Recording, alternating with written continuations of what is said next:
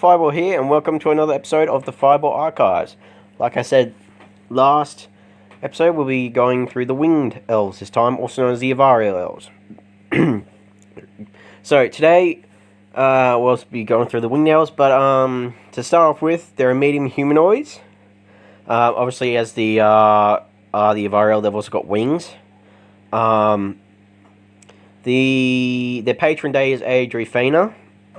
Now, the thing about Avarial Elves that's different to other elves is that they can also, their movement is also flying. Their homelands are Eyrie of the Snow Eagles, which is I think a castle in the mountains that they found and built.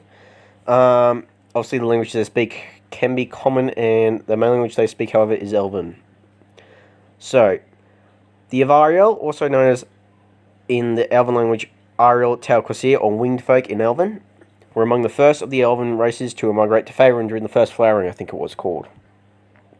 However, conflict with the dragons almost wiped them out before the first flowering. And whilst they survived since that time, they were considered by most to be myths or legends because they almost went extinct. They were more delicate than their earthbound cousins, with hollowed bones to aid in their flight. They had pale skin, often porcelain white, and Avarial elf wings were usually white, but could be black, brown, or speckled. Avarial were also known to practice the dyeing of wingtips. Their eyes were slightly larger than normal and ranged in colour from bright blues to green or purple. Their hair colour was normally a silver white or black, and Avarial was said to have the most beautiful voices of all the Talquasir, and their songs were greatly sought after by bards of other races. Now, for the society, Avarial society was split into two groups that coexisted together, labelled warlike and peaceful.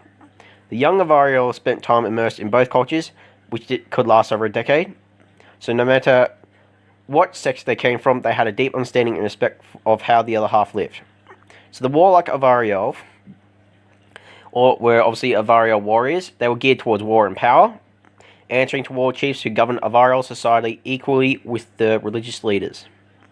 They lived by a complex code of honor and spent their lives defending their race. In combat, these Avarial showed no mercy, often using ranged attacks from above and believing that others should know better than to create an enemy of a superior foe such as themselves.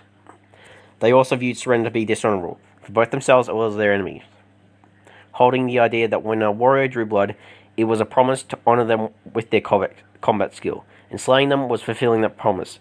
To leave a defeated foe alive was to humiliate them. The peaceful Avarial, which was the other side of Avarial society, included scholars, philosophers, and artists. Intellectuals who believed in solving problems through reason and diplomacy. These Avarial spent much time researching magic and history, contemplating religion, worshipping Adrifana, which is a patron deity of the Avarial elves, and producing art for the sheer joy of creation. For the last known, because they're so extinct because the Avarials are on the brink of extinction, and basically they're in hiding, the last known shelter for the Avarials was the Eyrie of the Snow Elves, located on the eastern edge of the Great Glacier. The religion was most revered to be Adrifana, the elven goddess of air, sky, and weather, and they acknowledged the other deities of the Selring to the minor extent. Adrifana was held above all as she was considered to be one that saved them from extinction and that she intervened in their favour. Relations with other races. Avarials had good relationships with other good aligned races who lived in the sky. They had strong ties with the Aarakocra, as well as they shared the same patron deity and had the same respect for nature. For a very long time, they nourished respectful and admiring bonds with the giant eagles. Maleficent dragons consider Avarials as enemies and their magic as a threat. For their history, they were one of the most ancient elven races, having arrived very early in Faerun's history. Unfortunately, they were quickly confronted with the cruel dragons who ruled the land. They almost all died before the first flowering.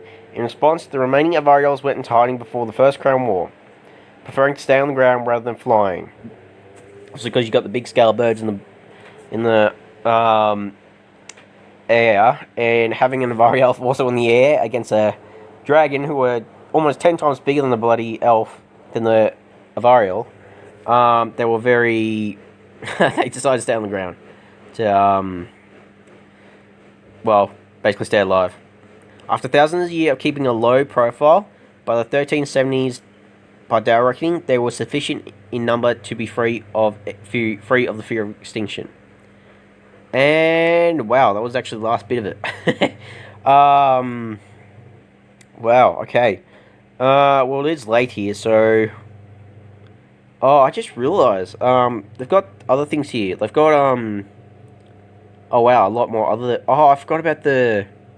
We might be going through a lot of the elven races because I completely forgot about the related races like the plane touched elven, like the fairy, the Shadow Archive, the Eldrin, I think. Yeah, the Eldrin, the Keldrin, the Dray, Goth, and you got half elves, half drow and half sea elf. Jesus, I completely forgot about those. Yeah, alright, well, we'll go through the main ones, the main sub-races, and then we'll go probably through